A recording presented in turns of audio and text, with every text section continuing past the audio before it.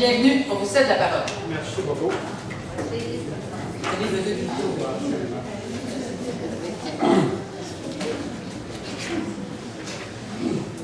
Bonjour tout le monde. Bonjour. Ça me fait extrêmement plaisir de venir partager quelque chose avec vous. Non?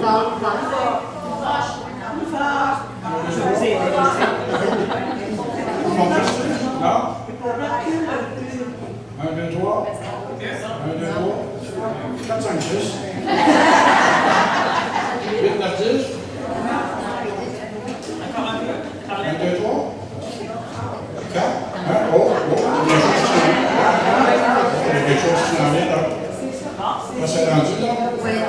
Ça va bien? Oui. OK, prenez les deux, c'est bien, bonjour tout le monde. Ça me fait extrêmement plaisir de venir partager quelques concepts avec vous. Surtout celui de vieillir, ça m'excite quand même. Mais c'est vieillir heureux sans devenir vieux. Parce qu'on disait tantôt que, oui, forcément, on doit vieillir, mais ce n'est pas nécessaire d'être vieux. Il n'en est pas question en tant que tel. Alors, j'aimerais remercier la ville de Farnham et Micheline Lamache de leur aimable invitation. Et j'ai 3 objectifs pour ma présentation.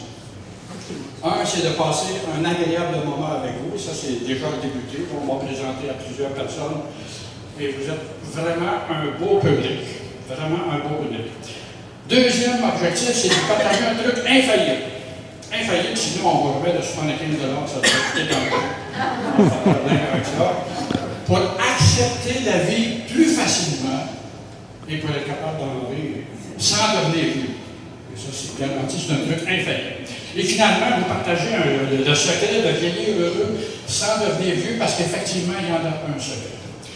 Mais même si c'est un secret, on va vous le dire pareil. OK.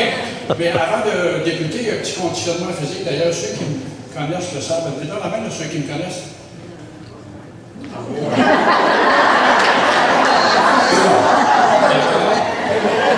Alors, c'est ça pour la prochaine fois.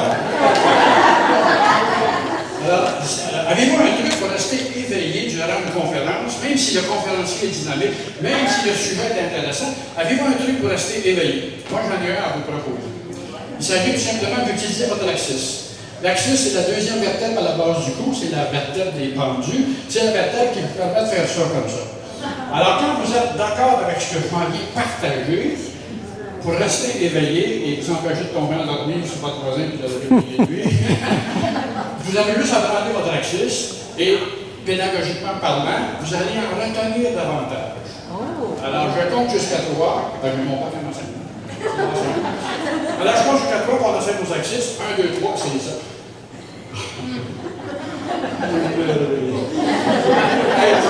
Non, mais en avant, quand on voit des axis qui branlent comme ça, là, c'est excitant. Je vous demanderais de vous synchroniser à l'occasion, parce que c'est très important. C'est parfait. OK. Alors, moi, je suis prêt à débuter. Est-ce que vous êtes prêts? OK. C'est parfait. Vieillir heureux sans devenir vieux. Bonne conférence de nous. En guise d'introduction, j'aimerais débuter par une question existentielle. Quel est le principal motif de toutes les actions de l'être humain? Avant de vous répondre, je vais vous citer Albert Camus, écrivain français.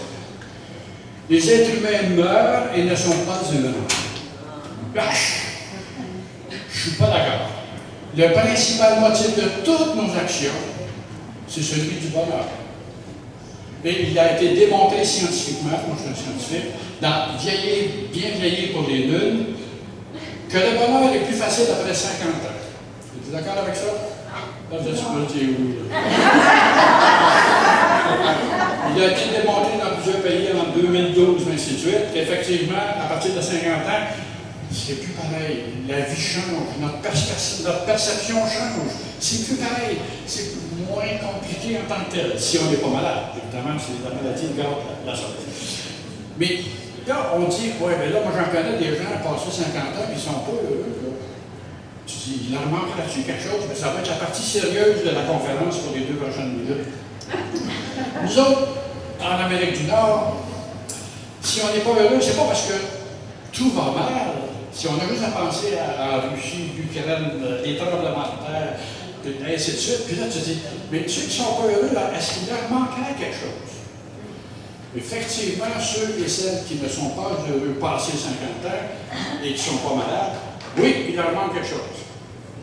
Il leur manque la sagesse. Et Bouddha, un des êtres réalisés, disait la sagesse consiste à vivre pour de bon entièrement et complètement dans le ici et maintenant, au lieu d'espérer vivre. C'est dans le ici et maintenant, dans notre moment présent. C'est dans l'être conscient en tant que tel. Êtes-vous d'accord avec ça? Oui. Je savais que vous étiez intelligent, Michel m'avait averti. Elle dit, surveille-toi, elle dit, tu vois, les gens de Farnham et des environs sont tous allumés. Et c'est vrai. Mais qu'est-ce qui nous sépare du bonheur? Woody Allen, auteur-comédien américain, me répondrait par sa célèbre phrase devenue un classique. Maudit que je serais heureux si j'étais heureux. Hey, maudit que je serais heureux si j'étais heureux. Voilà, mesdames, messieurs, peut-être l'essentiel. CIEL. Nous sommes séparés du bonheur par l'espérance de celui-ci. On attend, on court après. On n'est jamais satisfait de notre moment présent. Et pourtant, le bonheur, c'est dans le moment présent. Et courir après le bonheur, ça me fait penser à la métaphore du vieux matou qui regardait le petit chaton qui courait après sa queue. Et il lui demande, il n'est pas sûr d'aller là. Ça sent bien. Et il lui demande, qu'est-ce que tu fais? Et le petit chaton, il dit, je cours après ma queue. Et le vieux matou, il dit, mais pourquoi tu cours après ta queue? Ben, il dit, on m'a dit que pour un petit chaton, le bonheur, c'était sa queue. Alors, quand je vais l'attraper, je vais être heureux. Et le vieux matou dit, ouais. Moi aussi, j'ai longtemps cru que le bonheur était dans ma queue.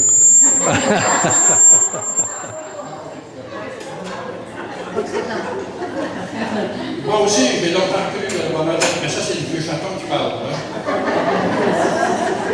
Mais je me suis vite aperçu qu'à chaque fois que j'essayais de l'attraper, elle m'échappait. Mais lorsque je vaguais tranquillement à mes occupations, elle me suivait. Cute, hein?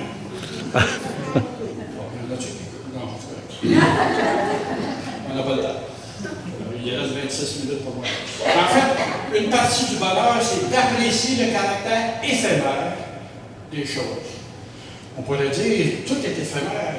Les bouddhistes disent, la vie est impermanente. C'est de l'impermanence constante. On pourrait dire, vous voyez mon père, ma mère, mon épouse, mes enfants.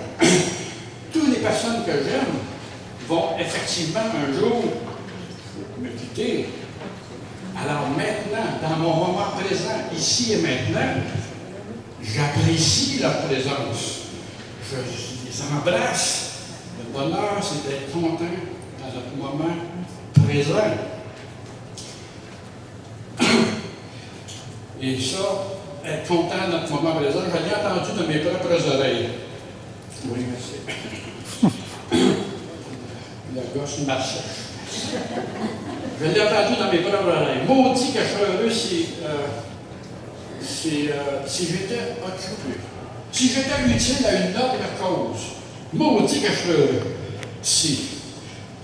Le bonheur, c'est maintenant, c'est pas l'espérance du bonheur. C'est pas quand je vais avoir ça, c'est pas si j'entends ça, si. Essayez de compléter ma phrase. Si tous les chiens avaient des si, alors moi, j'aimerais vous proposer une philosophie du bonheur qui fait plutôt appel à votre vitalité. Parce que pour moi, le bonheur, c'est la plus courte distance entre ces rêves inscrits à l'agenda et les actions pour les réaliser. Je répète pour ceux et celles qui sont pareils. Le bonheur, c'est la plus courte distance entre ces rêves inscrits à l'agenda et les actions pour les réaliser. En fait, en psychologie, on appelle ça le bonheur en acte. C'est dans l'action qu'on trouve le bonheur. Alors moi, j'aimerais vous proposer, pour être plus heureux et moins stressé, une façon de faire. Sachant que le changement, c'est la principale source du stress, il faut accepter le changement. Acceptation inconditionnelle, instantanée de n'importe quoi. Ça, c'est le bonheur instantané de ça. Si tu es capable de l'accepter, même une claque à la gueule, si tu l'acceptes, c'est le bonheur. Le bonheur de l'avoir reçu, comment le dire.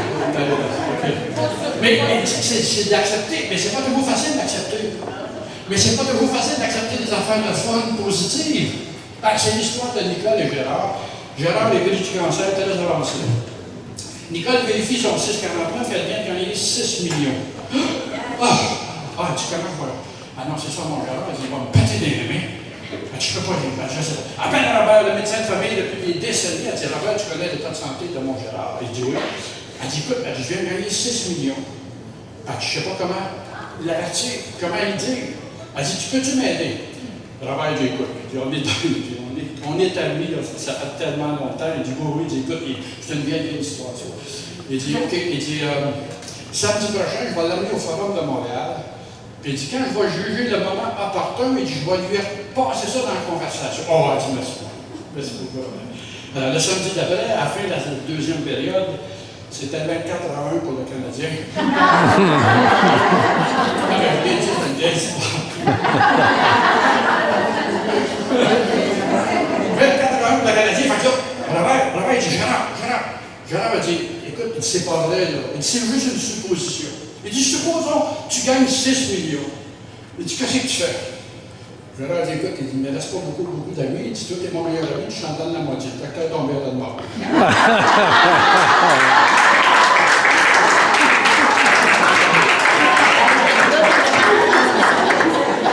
C'est pas toujours facile d'accepter même cette prestation. En fait, la partie s'est terminée 24 à 24. Pour le Canadien, il jouait à cette époque-là contre un club qui n'existe plus aujourd'hui. Il y avait comme des fleurs de lys là-dessus. C'est pas important, c'est pas important. L'important, c'est Gérard.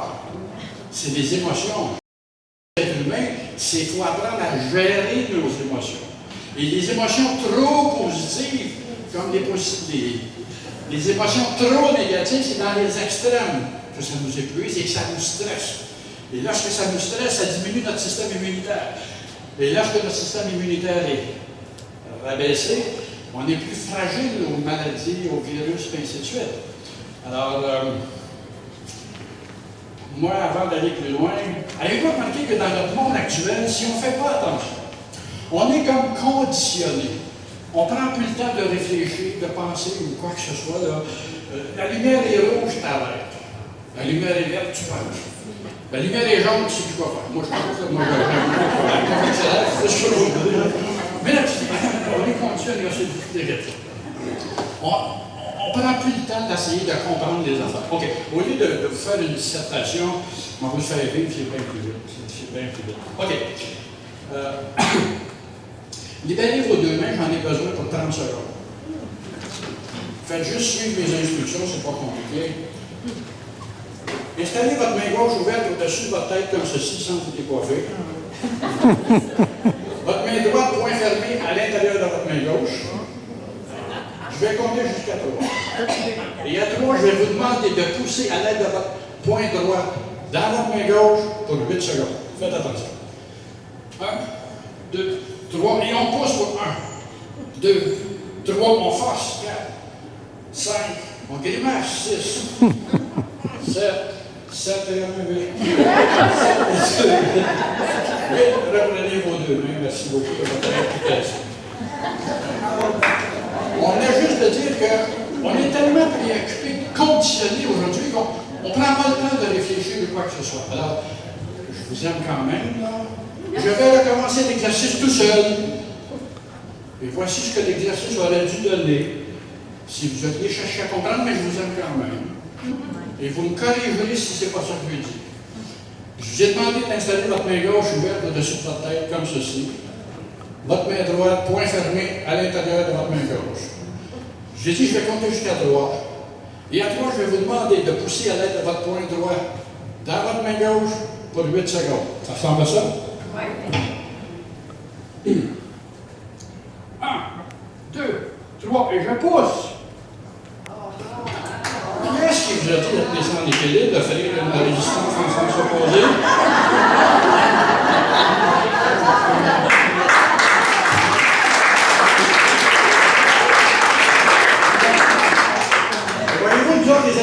comme ça. Quand c'est pas clair, qu'est-ce qu'on fait? On résiste. Et dans nous autres, en vieillissant, notre défi, c'est d'accepter les changements, pas résister aux changements. Parce que si on résiste, on diminue notre système immunitaire, on devient plus vulnérable, on est plus fragile au maladie. Mais il faut accepter les affaires comme ça. Alors, faites-vous-en pas, la première fois que j'ai eu connaissance de cet exercice-là, j'étais assis dans la salle, je suis resté en haut. C'est pas un problème, je vous aime quand même, c'est pas un problème. Sauf que depuis une vingtaine d'années, c'est arrivé à 4 occasions à peu près que j'ai vu ça dans la salle. 1, 2, 3. La personne a commencé à pousser, elle regarde à côté par lui.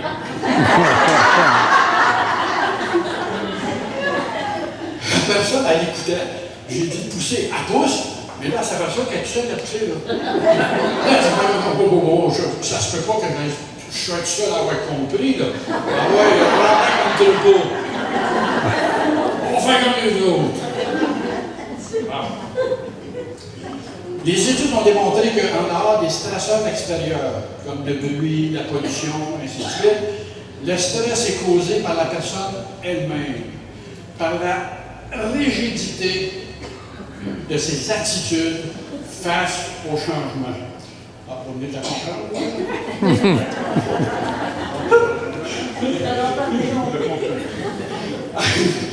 OK, alors aimeriez-vous connaître un truc infaillible pour moins résister, pour être capable de plus facilement accepter les changements?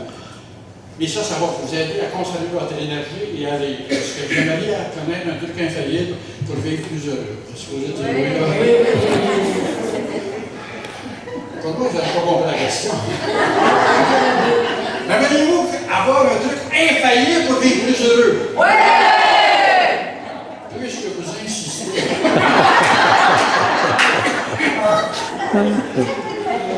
Voici une fable zen, une classique de la sagesse taoïste. Peut-être qu'il y en a qui la connaissent.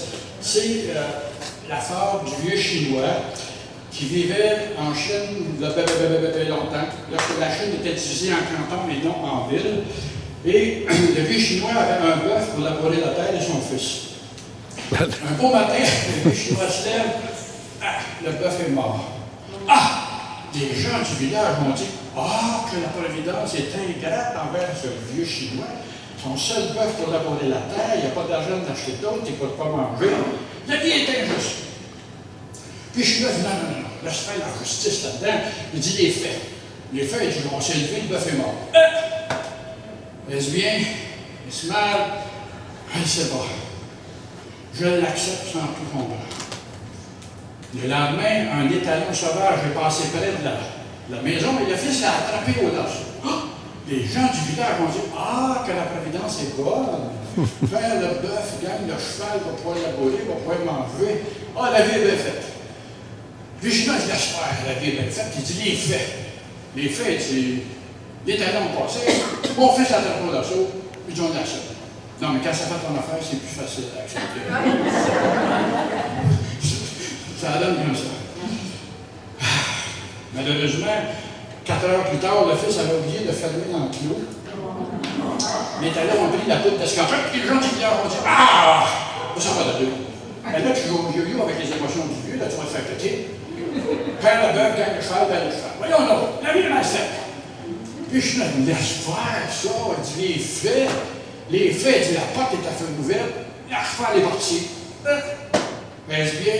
Ah, je ne sais pas que c'est bien là-dedans. Est-ce mal? Je l'accepte.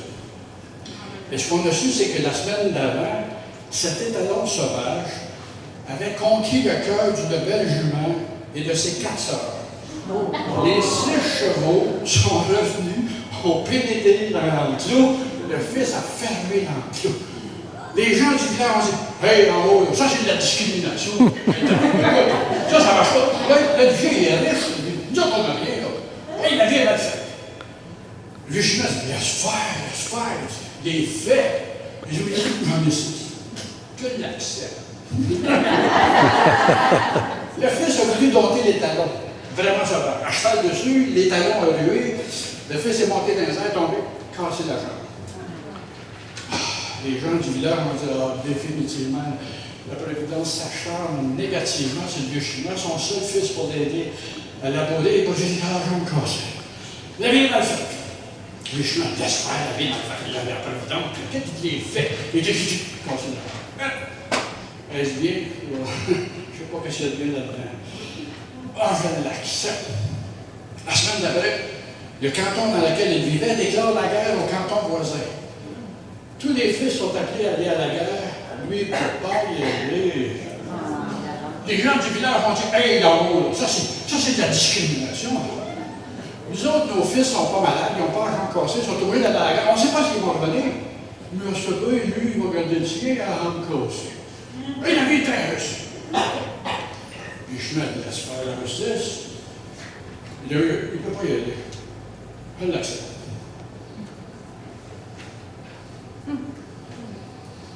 Je pourrais continuer encore longtemps. Ça n'a pas de fin. Cette histoire-là, il n'y a pas de fin. Et j'ai commencé à piger le pattern. OK. Conclusion. Qui peut se permettre de juger ce qui est bien, ce qui est mal, ce qui est bon, ce qui est mauvais pour soi ou pour les autres? On ne sait pas quand ça arrive. Morale, accepter. Sans tout comprendre. Acceptez pas n'importe quoi, là. Non. Quand vous ne comprenez pas, demandez de l'aide, faites-vous expliquer, allez vous faire suivre, allez chercher des conseils, prenez de l'information, mais à un moment donné, lâchez. On ne peut pas tout comprendre. On va aller voir dans 5 minutes de là. Alors voici une autre histoire complémentaire à celle du vieux chinois. Il y avait longtemps, en Afrique, un roi africain adorait aller à la chasse. Et à chaque fois qu'il allait à la chasse, il amenait son ami Bumba, un ami d'enfance, à l'école. Et Bumba avait une curieuse habitude. Lui, Bumba, il arrivait quelque chose de fun, puis Bumba disait « Ah, c'est génial! » Il arrivait quelque chose de négatif. Les larmes écoulaient. C'était triste. Et Bumba, il disait quand même « Ah, c'est génial! » Bon, c'était Bumba. Et Bumba avait la responsabilité des fusils du roi. Et on ne sait pas, un certain dimanche, ce qui s'est passé, c'est que lorsque le roi a tiré, la balle est partie par en arrière et a brisé, a coupé le pouce du roi. Et Bumba s'est écrié « C'est génial! » Le roi, il dit « Attends une minute, toi. » Là, il dit « Je suis tanné de t'entendre dire ça. » Il dit « Premièrement, c'est pas ton pouce, là. » Puis il dit « Deuxièmement, je suis tanné de t'entendre dire ça. » Il dit « On ne dit pas ça, c'est génial n'importe quand, tout le temps. » Là, il dit « Gabriel, là, je vais t'aider à réfléchir. Je vais te mettre en prison pour 2 semaines. Puis tu vas réfléchir qu'on ne dit pas ça, c'est génial tout le temps. C'est-tu correct? » Et Bumba de répondre « C'est génial. » Ah ouais, en prison. Pour 2 semaines. Mais la semaine d'après, c'est plus fort que lui, le roi ne peut pas s'en empêcher. Il part à la chasse tout seul. On est en Afrique, des années. Il se fait attraper par une tribu de cannibales qui l'attache un poteau, les mains dans l'arrière du dos, mettre des petites brindilles au pied.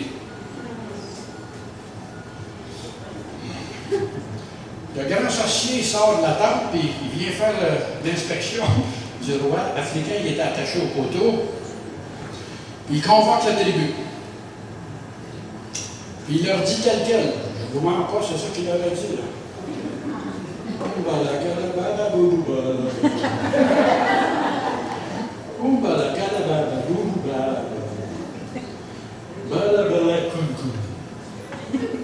Tout le monde a accepté. D'ailleurs, vous auriez accepté vous. Le sorcier détache le roi et dit au roi, il dit, tu peux t'en aller. Le roi dit, je peux m'en aller. Tu es libre de t'en aller. Le roi, il dit, c'est des cannibales, vous autres? Moi, il passait avec autant que vous autres. Non. Le roi très dégoûtant. Non.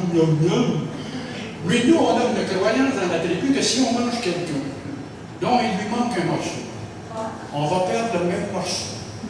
Et toi, j'ai remarqué qu'il te manque un pouce. Si on te ment, on va tout perdre nos pouces. Alors, va-t'en. Ah!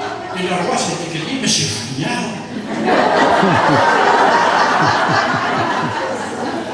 C'est génial, alors parti mon pouce, oh! Bomba, vite, vite, vite, vite! Il s'était pas accusé, il s'en va en prison, puis il raconte son histoire à Bomba, il dit, hey, si c'était vrai. Mais du coup, il n'avait pas compris là, que c'était génial d'avoir perdu mon pouce, mais il dit, ça m'a sauvé la vie. Ah, il dit, Bomba, il dit, je m'excuse, il dit, j'aurais pas dû te mettre en prison, c'est pas correct. Il dit, tu m'excuses-tu? J'aurais pas dû te mettre en prison, tu m'excuses-tu de t'avoir mis en prison? Bomba, il dit, ben, au contraire, au Montborois, c'était génial que tu me mettes en prison. Commence pas, Bomba. Comment le fait d'avoir mis en prison, c'était génial? Ben, c'est pas compliqué, au Montborois. Il dit, si j'avais été en prison, j'aurais été avec toi, moi.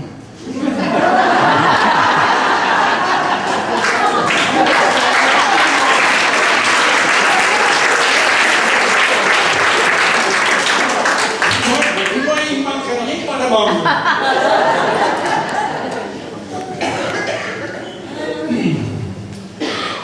Il y a trois interprétations à ce qui nous arrive dans la vie. Il y a des affaires qui nous arrivent dans la vie et on comprend pourquoi ça nous arrive. Ça arrive le cas, c'est pas compliqué. Il y a d'autres affaires qui nous arrivent et on ne comprend pas tout de suite. Puis là, on dit peut-être que je vais comprendre plus tard. Ben, moi, en fait, à 18 ans, je suis tombé amoureux d'une jeune fille qui, elle, ne l'était pas. De moi. Et là, j'ai prié, j'ai invoqué tout ce qu'il y avait en haut.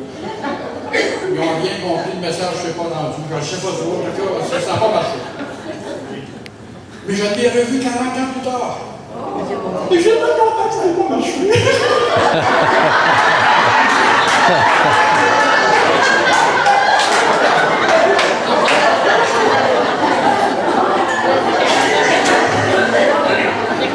Là, j'ai compris qu'en haut, c'était mes chums. Il y a des fois, sur le coup, on ne sait pas pourquoi. Puis des fois, on comprend plus tard. Mais la troisième catégorie, c'est que des fois, on ne comprend pas sur le coup, puis on ne comprendra jamais non plus. Fais-toi écraser un enfant de 2 ans et demi par un accident stupide, là, essaye de comprendre ça. Ça marche pas. Il y a des fois qu'on ne comprend pas. Puis moi, je me disais, on disait, les voies du Seigneur sont impénétrables. Albert Einstein, mon gourou, disait, la vie est un mystère. Et la chanson avec Jean Gabin, je sais qu'on ne sait jamais. Mais ça, je le sais. Il y a 3 possibilités. Alors, mesdames, messieurs, seriez-vous d'accord que l'attitude du vieux Chinois et celle de Bumba sont des bons trucs pour apprécier et accepter la vie plus facilement, pour nous faciliter tout ça? Êtes-vous d'accord avec ça? Qu'est-ce que vous dites là? C'est génial! Puisque vous avez dit oui, une conférence, un livre, ça ne change pas la vie, ça. C'est l'intégration dans notre vie par la pratique. Alors, tout le monde debout, on va intégrer ça. Le vieux Chinois et Bumba.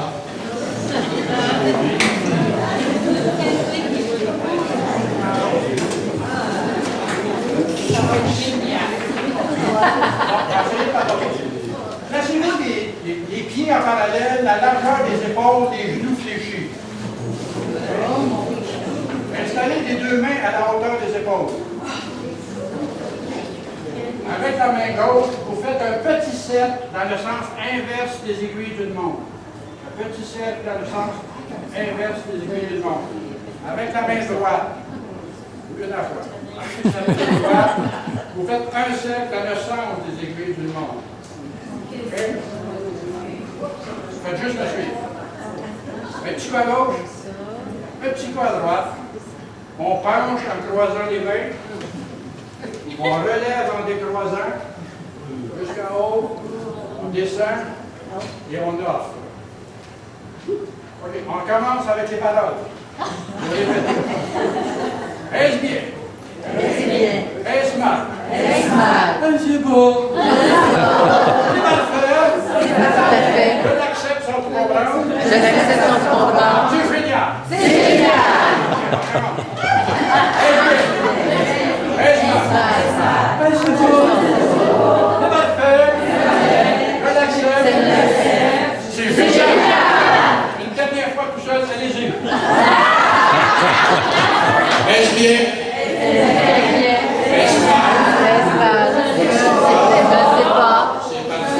C'est parfait. Je l'accepte. Génial.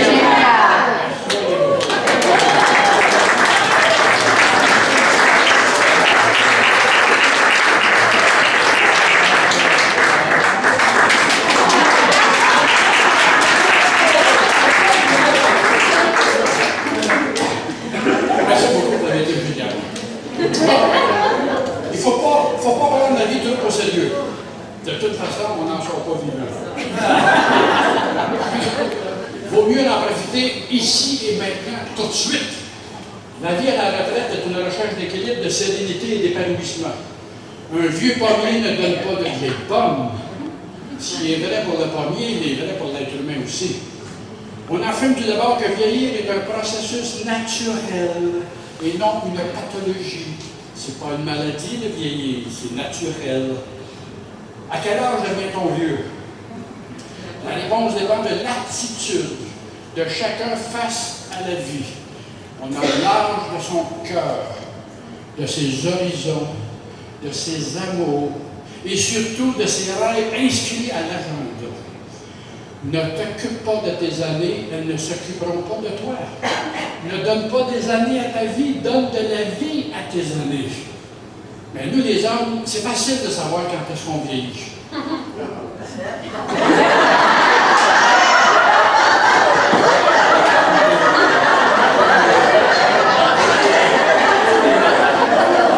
Vous aimeriez venir au micro? C'était génial. Nous autres, les hommes, c'est facile de savoir quand est-ce qu'on vieillit.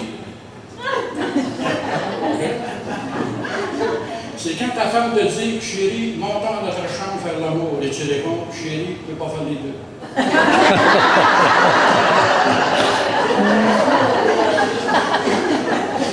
Nous autres, les hommes, c'est facile de savoir quand est-ce qu'on vieillit. C'est quand on est tout excité d'avoir une belle fille et que notre pacemaker ouvre fidèlement la porte du garage.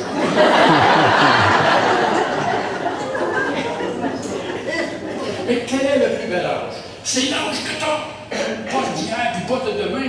C'est celui que tu as. C'est l'appréciation du moment présent. Mais la vieillesse s'installe lorsqu'on commence à dire « Ah, c'était pas comme ça dans mon temps, moi. Moi, c'était mieux que ça, là. Hey, on est vieux lorsque vous vous essoufflez en jouant au domino.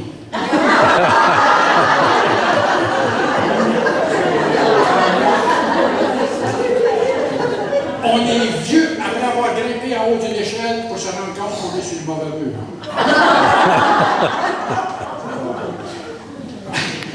On est vieux lorsqu'on vous dit « Ah, mon Dieu, t'as des bouches liées en bout de crocodile. » Vous dites pas « Ben non, je suis du bien. »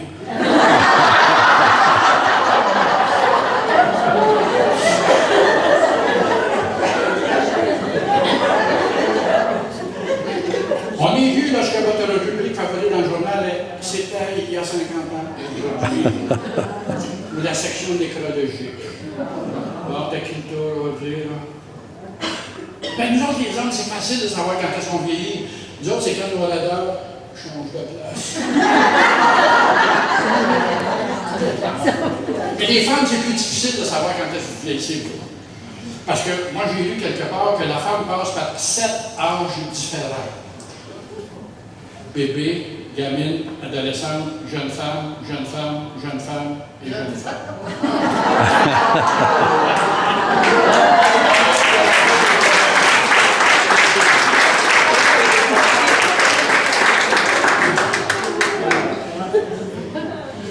Francis, que l'homme passe par 4 âges différents. L'âge où il croit au Père Noël, l'âge où il ne croit plus au Père Noël, l'âge où il est lui-même le Père Noël, et l'âge où il y a toujours Noël du Père Noël. En fait, l'âge n'a pas d'importance. L'âge n'a pas d'importance, à moins d'être un fromage ou une bouteille de vin. Si vous n'êtes pas un fromage ni une bouteille de vin, l'âge n'a pas d'importance. Vous êtes d'accord avec ça, madame? Ça va les trois, là. Voici le secret de vieillir sans devenir vieux. c'est simplement se préparer à vivre encore 20 ans, jour après jour après jour, pour le reste de tes jours. Tu te lèves le matin, tu dis, il me reste 20 ans à vivre. Qu'est-ce qu'on fait? Et passer 60 ans, je vous le dis, passer 60 ans, vous êtes 6 fois plus efficace que lorsque vous aviez 30 ans. Donc, ce qui vous prend 6 semaines à faire quand vous aviez 30 ans, ça vous prend 1 semaine à 60 ans. Il vous reste 20 ans à vivre, c'est 120 heures de production. Vous n'êtes pas obligé de travailler les fins de semaine, là. Vous pouvez prendre des semaines de 2 jours. Vous êtes 6 fois plus efficace. Puis c'est prouvé, ça, là. C'est pas démenti, là. Mais il faut être en action. On l'a dit. Le bonheur en acte. Et voyez-vous, la tragédie de la vie n'est pas de mourir, mais c'est ce qui meurt en nous pendant que nous vivons, par exemple. Puis lorsqu'on a abandonné notre rêve ou déserté l'idéal qui nous était à cœur, nous sommes déjà devenus vieux. Trouvez-vous un rêve ou reprenez un vieux rêve que vous avez mis de côté. Ressortez-moi ça. C'est la passion. Et la passion fait vivre beaucoup plus longtemps. Un applaudissement ici, là, qui fait du bénévolat? Est-ce qu'il y en a qui font du bénévolat ici?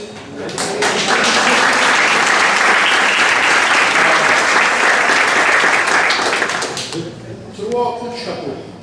Merci d'exister. Et j'aimerais terminer avec le volet bénévolat. Le bénévolat peut donner un sens à sa vie. Si on le fait d'abord et avant tout pour se faire plaisir à soi, en s'amusant.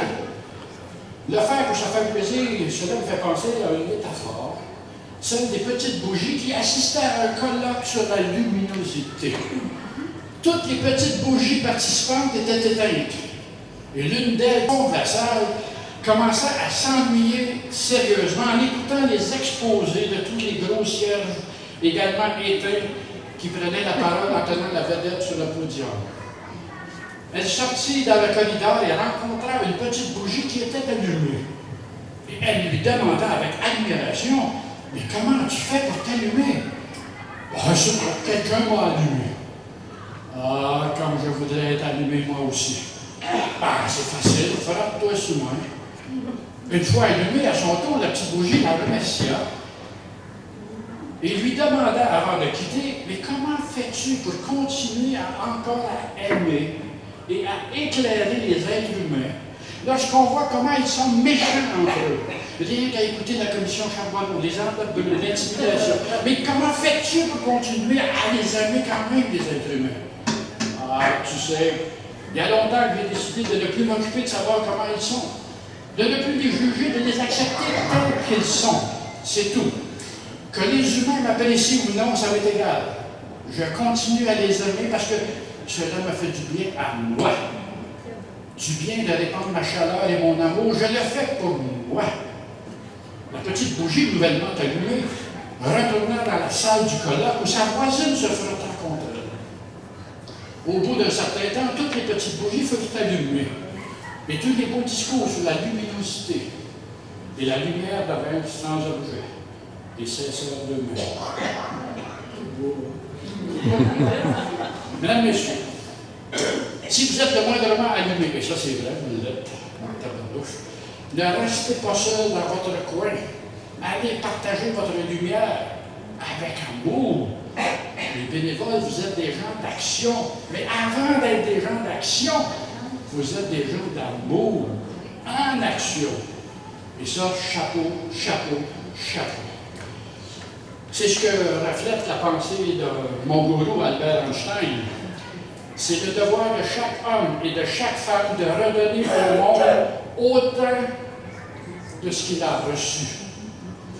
Peu importe le genre de bénévolat que vous faites, cela me permet à toute personne allumée de jouer un rôle social important.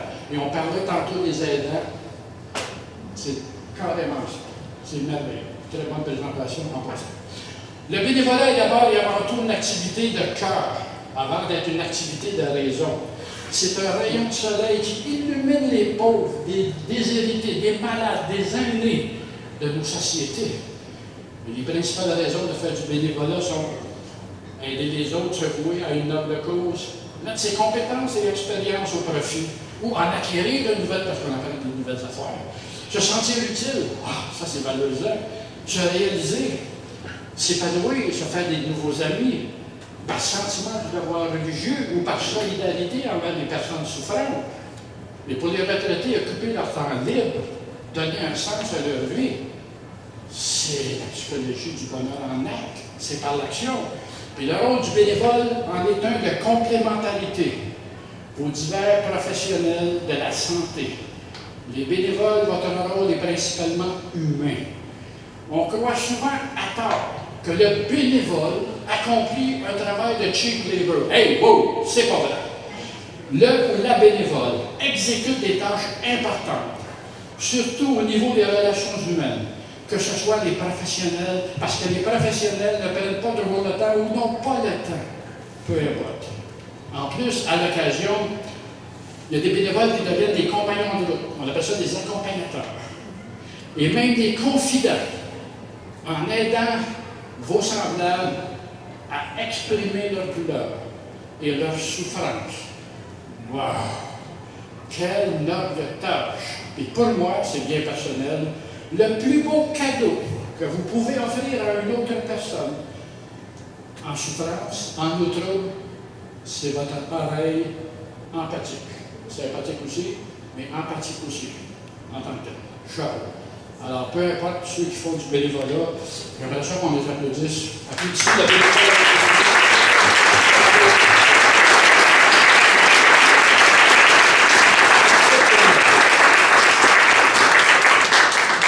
En conclusion, arrêtons de parler comme des grossières crétins qui disent « Ah, il faudra bien faire ça. Ah, on devrait faire ça. Ah, ça serait fun de... » Hey, cessons de parler et frottons-nous les uns les autres. Et si nous ne sommes pas suffisamment allumés à notre goût, ben allez vous frotter sur quelqu'un qui est plus allumé que vous. OK, on va mettre ça en pratique, là, faites attention. Je vais compter jusqu'à 3. Et à 3, soyez très discret. Vous allez choisir une personne sur qui vous aimeriez aller vous frotter, mais il ne faut pas que la personne ne devine qui. Et ensuite, je vais compter jusqu'à 3. Et à 3, vous allez vous lever. Et vous allez vous dire, mais j'ai pas cette attendez, pardon?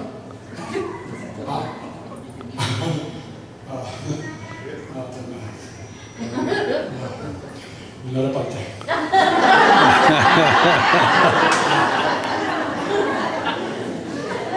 Vous êtes déçus, vous?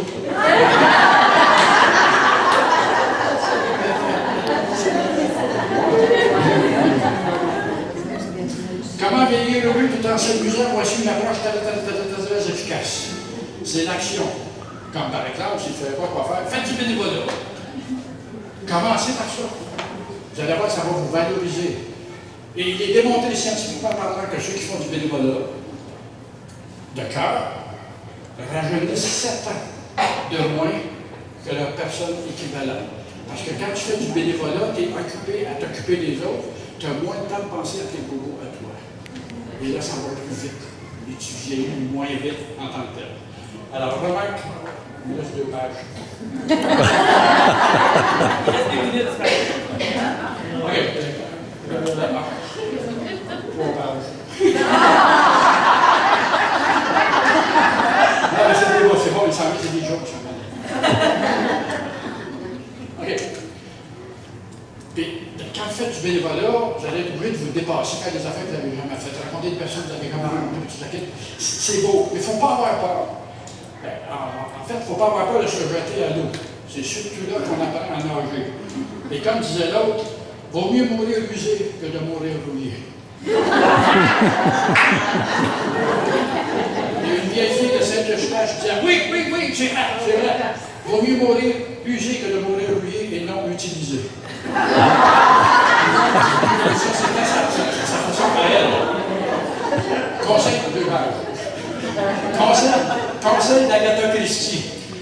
Si vous voulez que votre conjoint vous aime de plus en plus au fur et à mesure que vous vieillissez, faites comme moi. Mariez, épousez un archéologue.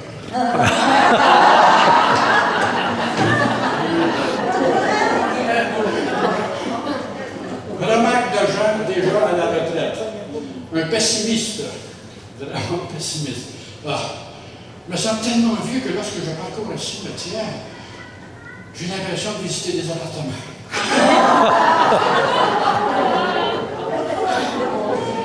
Ben, son frère n'était pas mieux. Son frère pessimiste, il dit « Ah, c'est merveilleux de vieillir. Dommage que ça finisse si mal.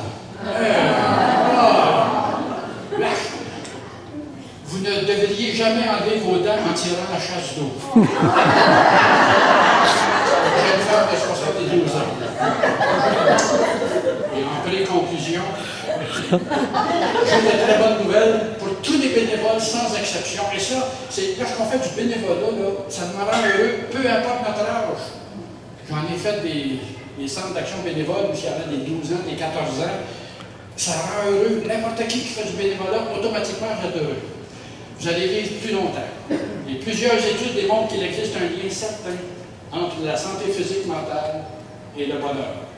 Et si vous voulez vivre longtemps et en santé, disait Anne Seuilly, psychiatre réputé pour ses recherches sur le stress, faites des choses qui vous emballent et qui vous passionnent. Engagez-vous dans des projets qui contribuent au bonheur des autres. La vie est trop courte pour être petite. Il faut s'impliquer. Pas de demi-mesure. La vie va trop vite. Tu le fais ou tu le fais pas. Pas de demi-mesure. Dans le tapis, mon Denis. Dans le plancher, mon Dédé. Dans le prédor, mon Gérard.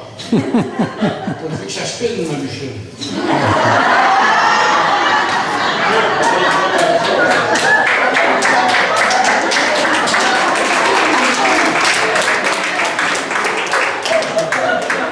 Au fond, mon Léon. Selon 37 études analysées, les bénévoles âgés qui se sont offerts à aider les autres se sont sentis plus heureux et ont eu moins tendance à se sentir tristes et angoissés. Et petite remarque, peut-être qu'il y a des personnes bénévoles qui disent là, moi je me demande, c'est moi là, moi je suis important là, pour les autres. Oui, tout le monde est important. Tout le monde peut faire une différence. Vous pouvez allumer quelqu'un simplement par un sourire, une remarque, l'humour, un aide, quelqu'un. Vous les allumez, pas à peu près.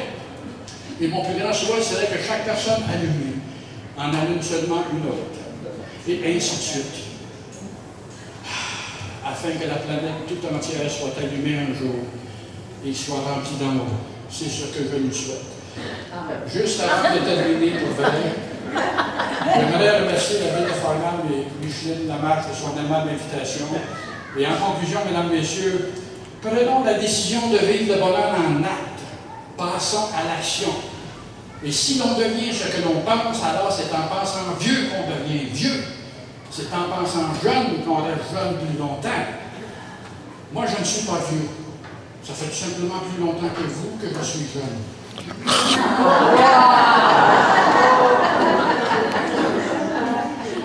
J'aimerais terminer en refaisant, si vous voulez, avec vous des gestes du vieux chinois et de Bumba, mais cette fois-ci, on va changer les paroles. Tout le monde debout, on termine là-dessus.